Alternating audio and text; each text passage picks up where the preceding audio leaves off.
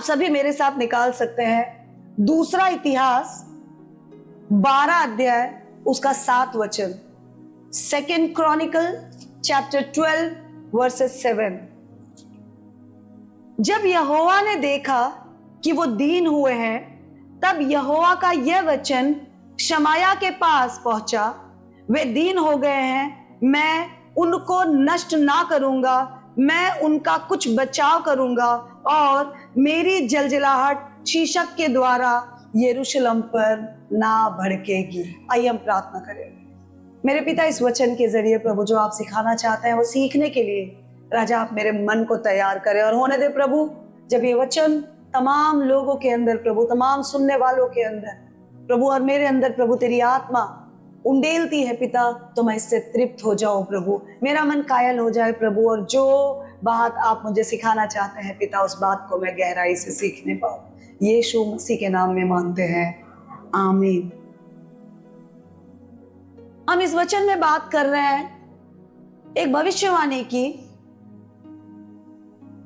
जिसमें प्रभु अपने दास से, अपने याजक से, अपने नबी से कहता है कि इन लोगों ने अपना मन फिराया और मैंने वो देखा, इसलिए मैंने निर्णय किया कि मैं इन्हें पूरा नाश नहीं करूंगा, कुछ जलजलाहट इनकी मैं कम कर दूंगा।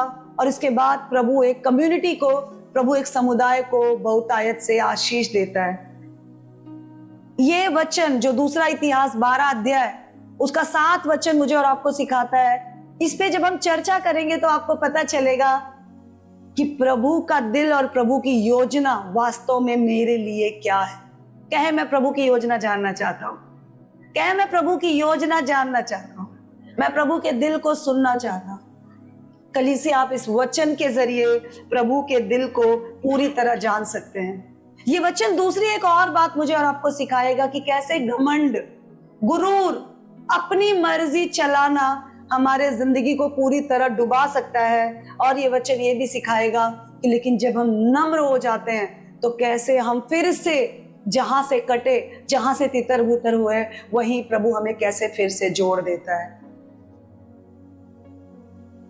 12 अध्याय 7 वचन पढ़ने से पहले हमारे लिए बहुत जरूरी है हम 12 अध्याय उसका 1 वचन पढ़े। और 12 अध्याय 1 वचन बताता है एक राजा के बारे में जिसका नाम रहोबियाम है।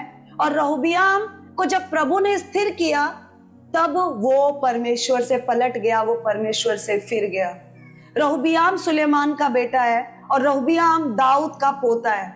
दाऊद ने पाप किया और परमेश्वर ने दाऊद से कहा कि तेरे घर से तलवार कभी भी अलग नहीं होगी। और दाऊद का वो पुत्र जो उस व्यभिचार से पैदा हुआ, उसकी मृत्यु हो गई। और उसके बाद सुलेमान जो दाऊद का और बतशेबा का बेटा हुआ, बहुत ही बुद्धि, बहुत ही समझदार था वो, लेकिन अपने उम्र के आखिरी पड़ाव में अन्य जाति स्त्रियों को उसने ब्याह लिया और उन्होंने उसके मन को फेर दिया। उसके बाद ये राज्य 2 भाग में विभाजित हो गया। रहोबियाम जो कि सुलेमान का बेटा था, यहूदा का राजा हुआ, और यारोबाम भी इसके लिए लड़ाई करता गया। लेकिन परमेश्वर ने रहोबियाम को एस्टैब्लिश किया, रहोबियाम को परमेश्वर ने स्थापित करके यहूदा का राजा बनाया।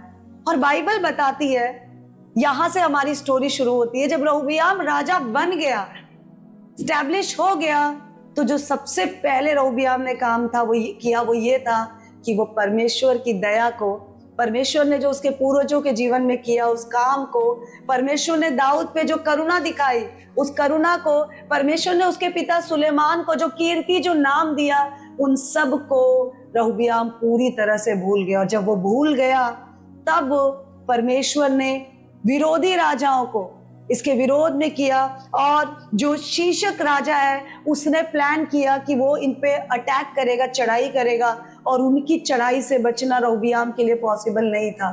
तब परमेश्वर ने अपने नबी के जरिए कहलवाया, अपने नबी के जरिए जाहिर करवाया कि तुम लोग मेरे राज्य से फिर गए, इसलिए ये राज्य 2 भाग में डिवाइड हो जाएगा। और प्रभु ने उसे डांट लगाई, लेकिन जब उसने प्रभु की डांट को सुना तो प्रभु का वचन बताता है, जो अभी अभी हमने 12 के 7 में पढ़ा, प्रभु के वचन को सुनकर रहोबियाम ने मन फिराया, उसने अपने आप को नम्र किया। और जब परमेश्वर ने स्वर्ग से देखा कि ये लोग नम्र हो गए हैं, तब वचन बताता है परमेश्वर ने डिसाइड किया कि मैं उनको नष्ट ना करूंगा, मैं उनका कुछ बचाव करूंगा और मेरी जलजलाहट शीशक के द्वारा यरूशलेम पे ना भड़केगी। भाइयों बहनों, जब प्रभु हमें एस्टैब्लिश करता है, जब प्रभु हमें स्थापित करता है, हम प्रभु में आए थे तो हम बहुत ब्रोकन थे, हम बहुत टूटे हुए थे, हमें से कुछ बीमार रहे होंगे, कुछ के घर में बहुत कलेश था, हमें से कुछ लोग सब कुछ ठीक था लेकिन फिर भी संतुष्ट नहीं थे, तलाश कर रहे थे एक शांति की, तलाश कर रहे थे एक छुटकारे की। और अद्भुत रीति से यहाँ जितने लोग बैठे हैं, जितनों के चेहरे तक मेरी आंखें पहुंच सकती हैं, ज्यादातर लोगों को मैं जानती हूँ, बहुत सारी जग जाहिर और बहुत सारी छिपी हुई गवाहियां हैं हमारे जिंदगी में। हमें से बहुत से ऐसे हैं कि प्रभु के कुछ ऐसे अद्भुत काम हैं जिनको बोलने के लिए अभी भी उनके अंदर हिम्मत नहीं है, because there are secret transformation, they are yet to gain the power and courage to open that, to disclose that. प्रभु ने बड़े बड़े काम जब हमारी जिंदगी में किए तो हमारे से प्रभु की ये उम्मीद थी, हम और नम्र हो जाते और दीन हो जाते और अपनी जिंदगी में जो कुछ प्रभु ने किया उसके लिए प्रभु को दिन प्रतिदिन हर समय हम प्रभु को धन्यवाद देते और प्रभु की महिमा में लगे रहते। लेकिन हमारी एक बहुत बड़ी प्रॉब्लम है, and that's a very big human failure, human error. और प्रॉब्लम यह है कि जब हम कमजोर हैं तब हम प्रभु प्रभु करते हैं, पर जब हम मजबूत हो जाते हैं तब हम मैं करने लग जाते हैं, हम बकरी बन जाते हैं जिसको दुनिया से कोई लेना देना नहीं है, सिर्फ अपनी घास मिलती रहे बस।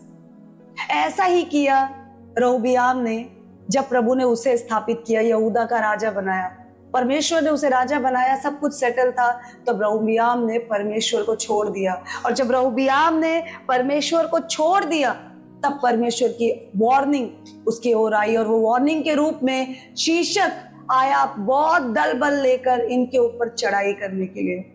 भाइयों बहनों, बाहर जब हमारे लड़ाइयां बढ़ती हैं, बाहर जब हमारे कलेश बढ़ता है, बाहर जब हमारे विरोध बढ़ता है, बाहर जब हमारे भुखमरी और तंगी बढ़ती है, बाहर जब हमारे शरीर में बीमारियां बढ़ती है, जब बाहर हमारे शरीर में, हमारे रिश्तों में विवाद बढ़ता है, तो मैं आपको बताना चाहती हूँ वो प्रभु की चेतावनी है, वो प्रभु की वार्निंग है कि अंदर से प्रभु से तू विवाद कर रहा है, अंदर से तू प्रभु के साथ गलत कर रहा है, अंदर से तेरा रिश्ता प्रभु के साथ ठीक नहीं है। Battle outside is the sign of decline inside. बाहर की लड़ाई अंदर की गिरावट का चिन्ह है। ऐसे समय पर हम 2-3 रिएक्शन करते हैं। 2-3 रिएक्शन में सबसे पहला रिएक्शन ये होता है कि जब हमें पता चलता है हम बहुत परेशान हैं, हम बहुत डिस्टर्ब हैं और लोग हम पे चढ़ाई कर रहे हैं, तो पहला रिएक्शन एक विश्वासी का होता है, वो जो उन्हें तंग कर रहा है उनको दोष लगाने लग जाते हैं। क्या बोलेंगे? उसने मेरे साथ गलत कर दिया, नहीं तो दीदी मेरी जिंदगी प्रभु में अच्छी थी, उसने मुझे धोखा दिया, नहीं तो मेरा रिश्ता प्रभु में अच्छा था, मैं पूरा दिन मन लगाता था, वचन पढ़ता था, ध्यान देता था, प्रचार करता था। जब से मेरी बीवी जिंदगी में आई मेरा प्रभु के साथ रिश्ता खराब हो गया, जब से मेरा पति जिंदगी में आया मेरा प्रभु के साथ रिश्ता खराब हो गया, दूसरे बच्चे के बाद मेरा रिश्ता प्रभु से ढीला पड़ गया। हम अपने गड़बड़ी, अपनी कमजोरी को किसी न किसी के कंधे पे डालकर अपनी जिम्मेदारी से बचना चाहते हैं। वो एक विश्वासी का पहला रिएक्शन होता है। जब ये चितौनी प्रभु देता है, जब ये कलेश हमारी जिंदगी में आते हैं, तो एक दूसरा रिएक्शन होता है, और वो रिएक्शन ये होता है कि मेरी जिंदगी की सारी प्रॉब्लम शैतान ने दी है। 2-3 दिन पहले मेरे पास एक बहन आई, और वो बहन बहुत समय बाद मैंने उनको चर्च में देखा, मुझे बहुत खुशी हुई, मैंने उनको गले लगाया और मैंने कहा इतने टाइम बाद तुमको देखकर मेरी आत्मा तृप्त हो गई। I was longing to see you. तुम इतने समय से चर्च क्यों नहीं आ रही थी? वो मेरे गले लगे और रोने लगी और बोलने लगी, दीदी आना तो सालों साल से चाह रही हूँ, पर शैतान ना मुझे आने नहीं दे रहा। कौन है ये शैतान जो आने नहीं दे रहा? शैतान नहीं रोक रहा, अपने अंदर का गुरूर, अपने अंदर का घमंड हमें रोक रहा है, क्योंकि हम अपनी जिंदगी को प्रभु को, अपनी ड्राइविंग सीट को, अपनी स्टीयरिंग को प्रभु को दे ही नहीं रहे, हम खुद चलाने की कोशिश कर। तो पहला रिएक्शन हम दूसरों को ब्लेम करते हैं, दूसरा रिएक्शन हम शैतान को ब्लेम करते हैं, तीसरा रिएक्शन हम जोर जोर से लोगों को बताना शुरू करते, भैया मेरी जिंदगी में बहुत प्रॉब्लम है, मेरे लिए प्रार्थना करो, दीदी मेरी जिंदगी में बहुत समस्या है, मेरे लिए प्रार्थना करो, मेरे घर में बहुत कलेश है, मेरे लिए प्रार्थना करो। अगर आप दुखी हैं, कल सैटरडे क्लास की हमारा टॉपिक था, अगर आप दुखी हैं अजीजों, तो इसका मतलब कुछ और नहीं है। इसका मतलब ये नहीं कि दूसरे आपको दुखी कर रहे हैं। अगर आप दुखी हैं तो मैं आपको बताना चाहती हूँ, आप प्रभु के साथ एक विवादित रिश्ते में हैं। If you are facing stress, that means you are in conflict with the lord and no one else. हम प्रभु के साथ विवाद में रहेंगे तो हमें शांति कहाँ से मिलेगी, क्योंकि शांति का राजकुमार तो केवल वो है। तीसरा रिएक्शन जो लोगों का होता है वो ये है, वो लोग चीखना शुरू करते हैं, चर्च में अपनी अटेंडेंस बढ़ा देते हैं। पहले वो महीने में एक बार आते थे, अब हर संडे आने लगेंगे। पहले वो किसी और प्रेयर को, किसी और ग्रुप प्रेयर को अटेंड नहीं करते थे, अब फैमिली प्रेयर अटेंड करेंगे, अब बाइबल क्लास अटेंड करेंगे, अब उपवास की प्रार्थना अटेंड करेंगे, अब सेल मीटिंग अटेंड करेंगे, अब वुमेन्स प्रेयर अटेंड करेंगे, अब वो लोग कपल्स प्रेयर अटेंड करेंगे। अपनी प्रेयर की अटेंडेंस की जो अटेंडेंस का नंबर है उसे बढ़ा देते हैं। लोगों को प्रार्थना विनती देना शुरू करते हैं, जोर जोर से गाना गाना शुरू करते हैं, आराधना के गीत सुनते हैं, रोना शुरू कर देते हैं। They become loud, they become so expressive, they become so regular in church। ये सब चीजों का ध्यान देते हैं। लेकिन एक चौथी कैटेगरी है जिसके जिंदगी में जब प्रॉब्लम आनी शुरू होती है, जिसकी जिंदगी में जब कुछ भी गड़बड़ शुरू होती है, बॉस ने डांटना शुरू किया, लोग बुराई करना शुरू किए, बदनामी मिलना शुरू हुई, काम में फेलियर होना शुरू हुआ, चर्च में रिश्तों में खराबी होनी शुरू हो गई, घर में कलेश शुरू हो गया, बच्चे हाथ से निकलने लग गए, जैसे ही प्रॉब्लम शुरू होती है, एक चौथी कैटेगरी है। और ये कैटेगरी वो है जिनको प्रभु ने चुना है और जो प्रभु से प्यार करते हैं। और ये चौथी कैटेगरी किसी से कुछ नहीं कहती, कि चुपचाप घुटनों पर आती है और कहती है, प्रभु तू मुझे माफ कर, प्रभु मुझसे गलती हो गई, प्रभु मैं भूल गई, मुझे बनाने वाला, मुझे मिटाने वाला, मारने वाला, चंगा करने वाला, जीवन देने वाला, घायल करने वाला केवल तू है। तेरे साथ और कोई ताकत नहीं, तेरे हाथ से कोई छुड़ा नहीं सकता। So every battle, every warning, every suffering of mine is because of my relationship, my conflicting relationship with you. मैं इसलिए झेल रहा हूँ, मैं इसलिए सुन रहा हूँ क्योंकि प्रभु मेरा तेरे साथ रिश्ता ठीक नहीं है। वो घुटनों पर आएगा, वो किसी से कुछ कहेगा ही नहीं, क्योंकि उसके पास, उसके अंदर एक ऐसा एहसास होगा कि मैं किसी से कुछ कहने लायक ही नहीं हूं। वो कहेगा, प्रभु तू मुझे बता मैं कहां चूक गया। वो कंधे नहीं ढूंढेगा, वो घुटनों पर आएगा, कहेगा, प्रभु तू मुझे बता मैं कहां चूक गई, प्रभु कहां मैं कमजोर पड़ गई, प्रभु कहां मैंने अपने मन को बदल दिया, कहां प्रभु मैं स्थिरता से हट गई। परमेश्वर तू मुझे बता प्रभु, मैं अपने गुनाह को कबूल करने को तैयार हूं, क्योंकि पापी मैं हूं, कमजोर मैं हूं। और वो एक अगली लाइन कहेगा, और मुझे पता है मेरे पिता तेरे अलावा मुझे कोई भी बचा नहीं सकता। ये 4 रिएक्शन में चौथा रिएक्शन रहोबियाम ने दिया।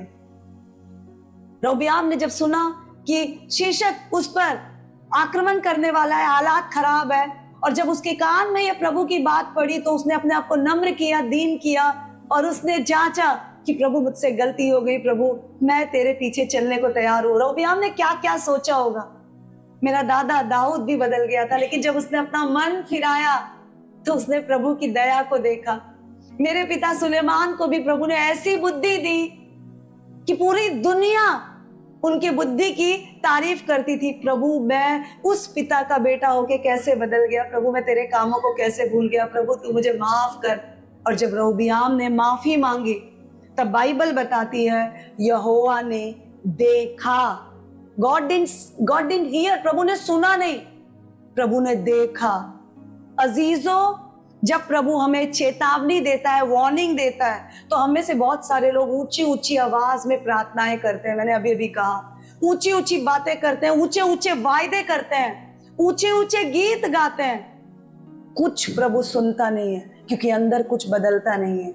लेकिन जब हम चुप भी होकर नम्र नरम हो जाते हैं, हम दीन हो जाते हैं, खुद को जांचना शुरू करते हैं और ये निर्णय लेते हैं, I am so sorry God, मैं किसी के सामने नहीं झुकूंगी, प्रभु मैं अपनी नहीं चलाऊंगी, प्रभु मैं अपनी बुद्धि से अपनी जिंदगी को नहीं चलाऊंगा, प्रभु तेरी मर्जी मेरी जिंदगी में पूरी हो। जब मन में हमें निर्णय लेते हैं, मन में हम दीन हो जाते हैं, अपनी गाड़ी की चाबी प्रभु के हाथ में दे देते हैं, तब प्रभु देखता है हमारे बदलाव को, प्रभु देखता है हमारे टूटे हुए दिल को, प्रभु देखता है हमारे डिसीजंस को। वो इंसान नहीं कि हमारी बड़ी बड़ी बातों को सुनकर बहक जाए और हमारी बड़ी बड़ी बातों को सुनकर धोखा खा जाए। वो देखता है कि do we really mean whatever we are saying. वो देखता है कि क्या हम सच में उन बातों को महत्व देते हैं जो अपनी जुबान से कह रहे हैं। रोबियाम को उसने देखा, और जब प्रभु ने उसको देखा तो प्रभु को समझ आया कि मेरा बेटा बदल गया है। और जैसे ही प्रभु को ये बात समझ आई, प्रभु ने रोबियाम पे दया की और प्रभु ने कहा, मैं इसको शीशक के जरिए नाश नहीं करूंगा, मैं इस पर कुछ दया करूंगा।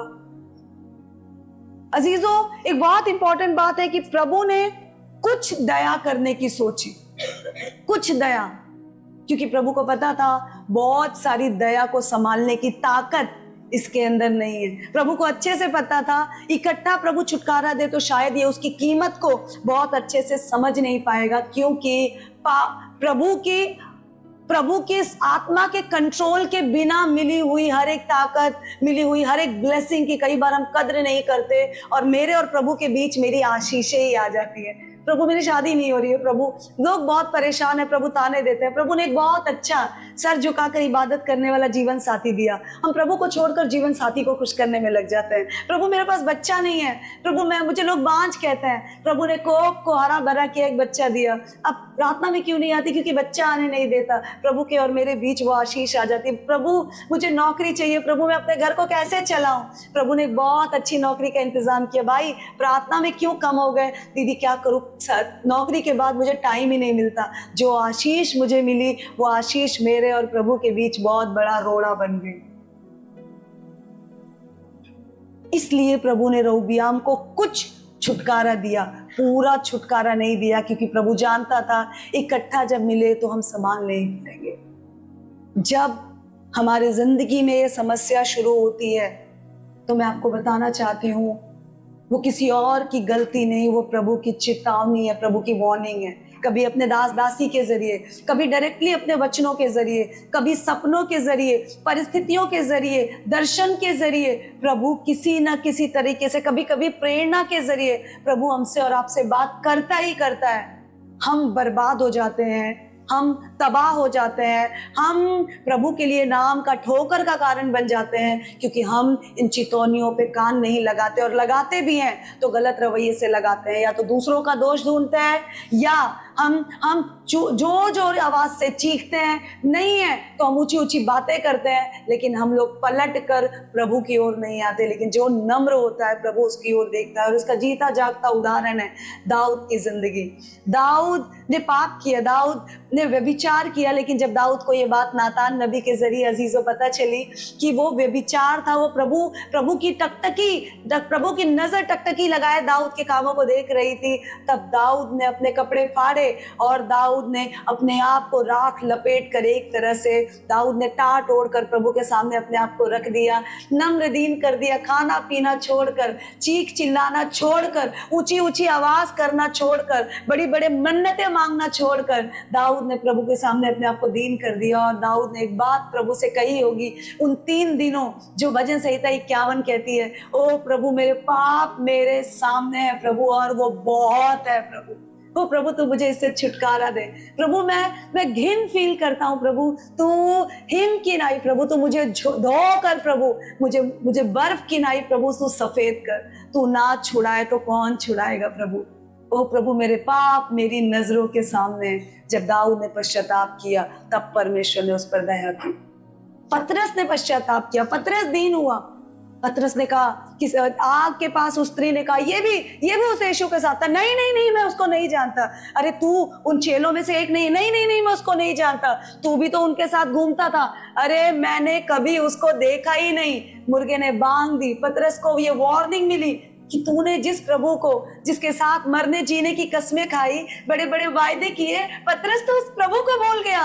ये आवाज जब पतरस के कान में पहुंची, ये प्रेरणा जब पतरस के मन में आई, पतरस तड़पा, रोया, प्रभु की ओर भागा। और जब जी उठे यीशु को पतरस ने पाया तो यीशु ने पूछा, ए पतरस क्या तू मुझसे प्यार करता है?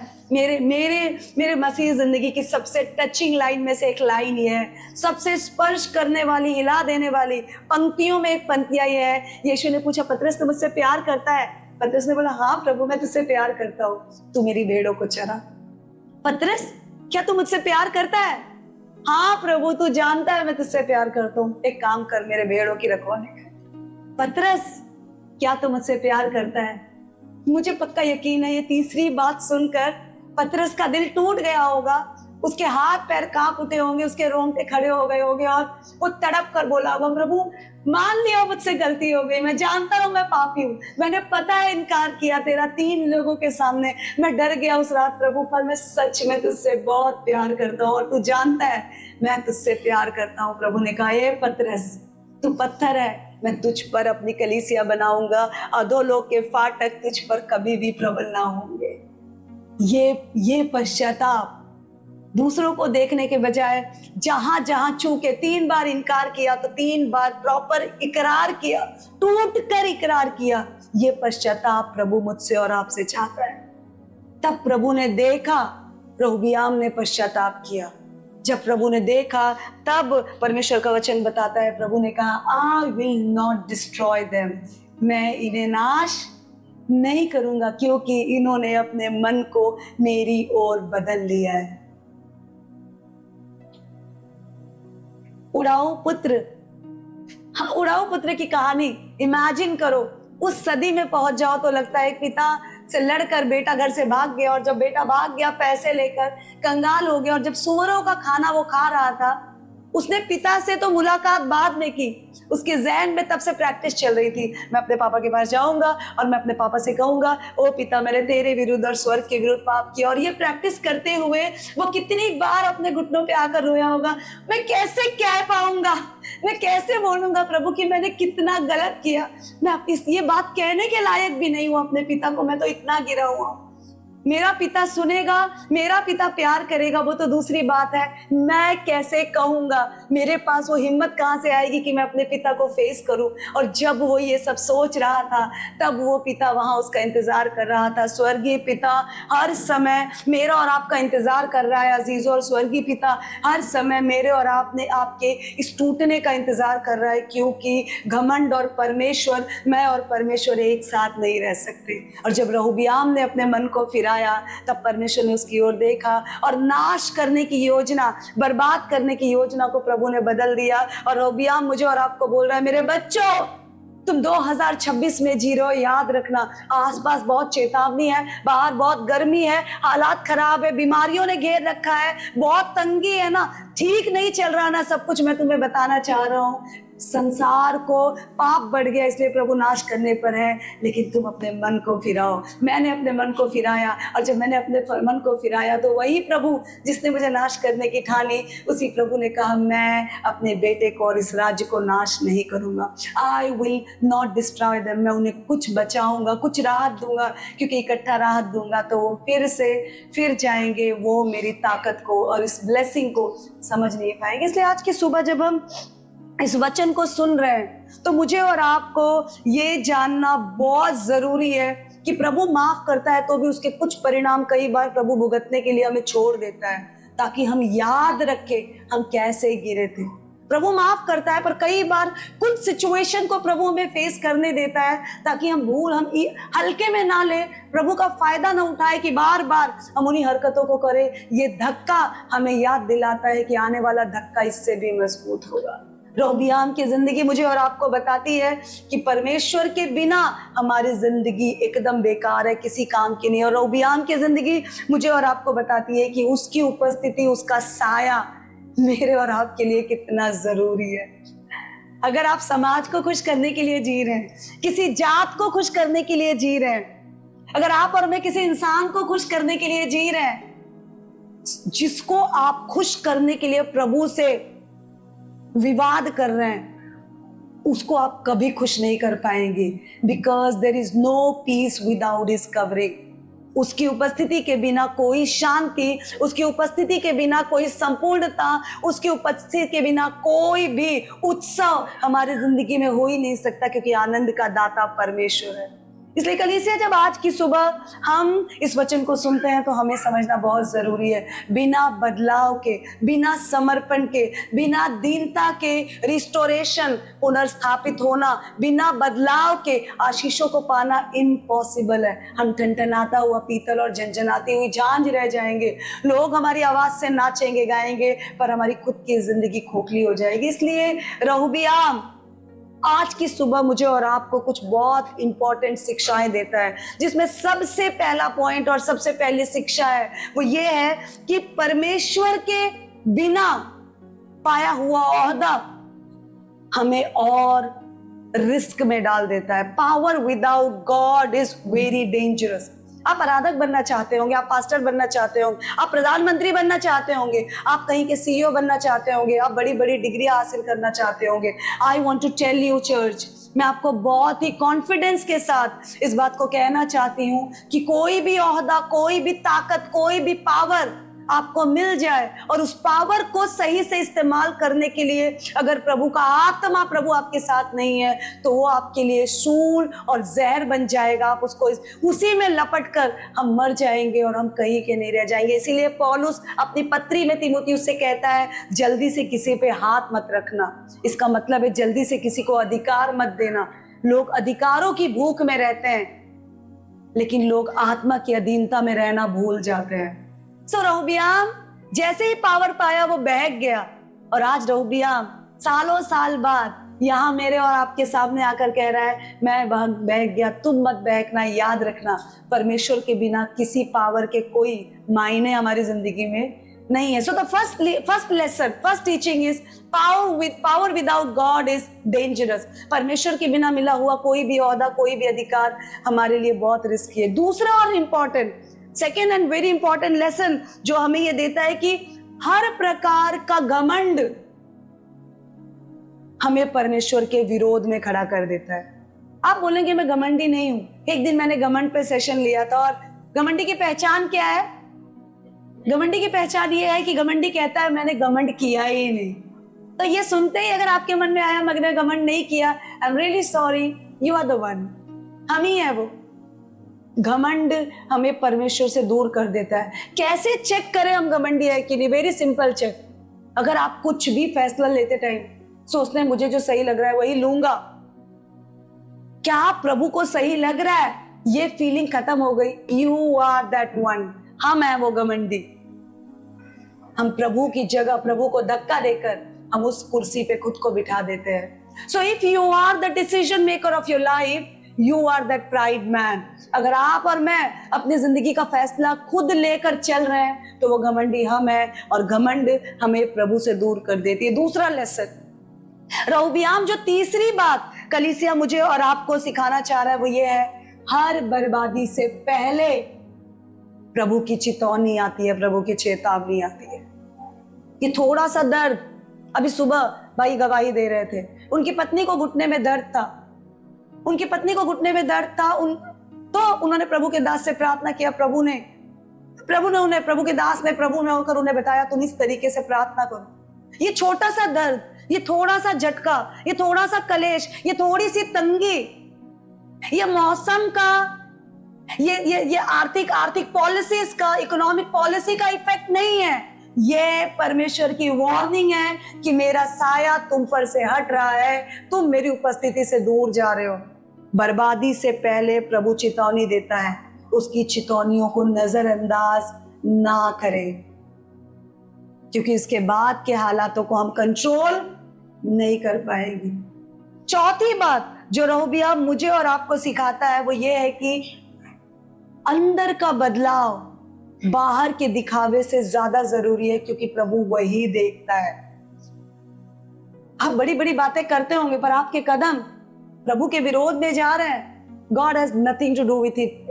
अगर कोई आपको ये बोल रहा है बहन प्रभु आपके हालात समझेगा, तो वो आपको मूर्ख बना रहा है। प्रभु अपनी पवित्रता से कोई समझौता नहीं करता। उसने कहा मैं अति पवित्र हूं, इसलिए तुम मेरे लिए पवित्र बने रहो।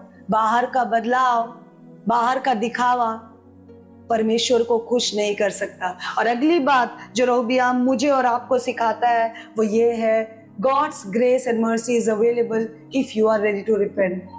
प्रभु की दया है, प्रभु का अनुग्रह है, प्रभु की करुणा है, पर केवल उनके लिए जो सचमुच में नम्र होकर, जो सचमुच में दीन होकर पश्चाताप करते हैं। प्रभु जानकार लोगों को आशीष नहीं देता, प्रभु टूटे हुए लोगों को आशीष देता है। जानकारी पाए हुए बहुत से सदुकी फरीसी और शास्त्रियों ने प्रभु के, परमेश्वर के इकलौते को सूली पे चढ़ा दिया, पर अनपढ़, गंवार, गरीब, जिनकी कोई पूछ नहीं थी, उन लोगों को परमेश्वर ने चुना और उनके ऊपर परमेश्वर ने अपनी कलीसिया बनाई और वही कोने का सिरा हो गया।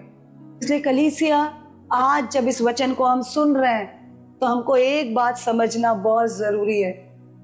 प्रभु के साथ अगर हमारी जिंदगी नहीं है तो वो खराब हो जाएगी। कोई भी ओहदा समर्पण के बिना खराब है, कोई भी आशीष पवित्रता के बिना खराब है, कोई भी आराधना, कोई भी गीत आज्ञाकारिता के बिना खराब है, बेकार है, और कोई भी चर्च पश्चाताप ना करने वाले विश्वासियों के बिना चर्च नहीं है।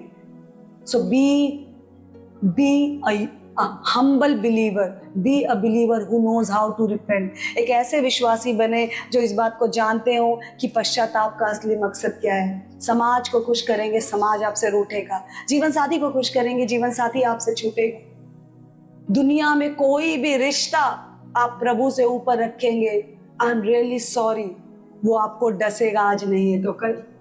इसलिए एक चीज निर्णय ले ले, जिंदगी में थोड़ी सी खरोच है, इससे पहले कि वो नासूर बन जाए, घुटनों पर आए, पश्चाताप करें, प्रभु की ओर देखें। क्योंकि जब हम अपने ईगो को खत्म करते हैं, जब हम अपने घमंड को मारते हैं, घमंड की मृत्यु आशीष और अनुग्रह का जन्म है। अजीजों, मेरी मृत्यु मसीह का जन्म है। इसलिए आज रोबियाम मुझे और आपको एक बात सिखाना चाहता है। किसको जिंदा रखना चाहते हो, फैसला आपका है। आइए हम अपनी आंखों को बंद करें। मेरे पिता, आपका दिल से धन्यवाद कि प्रभु आप कभी नहीं बदलते प्रभु, और धन्यवाद प्रभु कि आपकी दया हम पर बरकरार है। प्रभु धन्यवाद इन वचनों के लिए प्रभु, जिनके जरिए मेरे पिता आप मुझे सिखा रहे हैं, मुझे बता रहे हैं प्रभु कि प्रभु जब मैं स्थिर हूं तो मैं ध्यान दूं कि कहीं मैं बहक ना जाऊं प्रभु। हर अगर मैं भटक रहा हूं तो प्रभु आज इस तेरे वचन को मैं चितौनी की नाई लूं प्रभु। लोगों की ओर हाथ फैलाने के बजाय, लोगों की ओर प्रभु देखने के बजाय, लोगों के सामने शोर मचाने के बजाय प्रभु मैं इस बात को जानूं प्रभु कि मैं तेरे साथ विवाद में हूं प्रभु। And I want to resolve this conflict O Lord. मैं इस विवाद को खत्म करना चाहता हूं प्रभु, तो मुझसे बात कर। धन्यवाद देते हैं प्रभु इस वचन के लिए, और मांगते हैं तमाम लोग जिनके कानों में प्रभु तेरी आत्मा ये बात डाल रही है प्रभु, हमारे मन फिर जाए प्रभु, हमारी जिंदगी आप बदल जाए प्रभु, हमारी मैं मर जाए प्रभु और मसीह मुझ में जीवित हो जाए प्रभु। यीशु मसीह के नाम में मांगते हैं, आमीन। प्रभु आप सभी को इन वचनों से आशीष दे। जय मसीह।